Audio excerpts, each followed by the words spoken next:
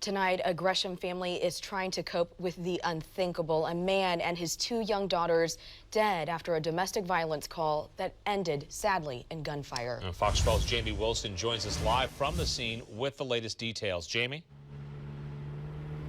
Well, the situation came to a head early this morning here at the intersection of 162nd and Gleason, actually in that parking lot over there. And police just took down the tape and opened up all the roads around this area. They were worried about a possibly suicidal man and his two little girls.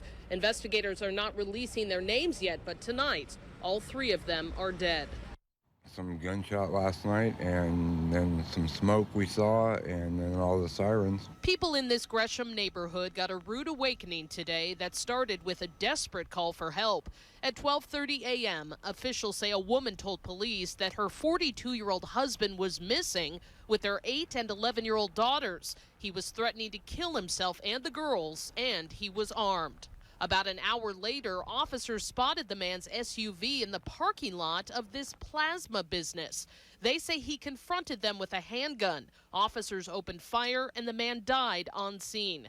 There was also a fire inside the car, and officers broke through the windows to get to the children, but they were already dead. Obviously, it's a horrible and a horrific scene for all involved, especially the family. But for the officers and paramedics, too, that tried to save the children, were not able to do so.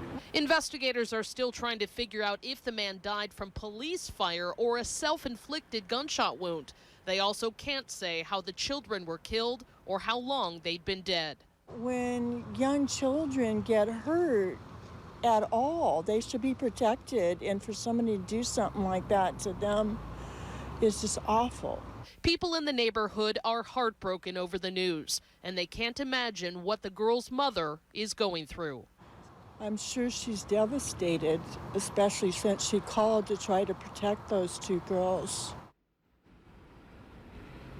And we have learned that the family lived right across from the crime scene right here in this apartment complex. And the property manager tells us that the family was just wonderful tenants. They never caused any problems. And she tells me that she never heard any issues from their apartment either.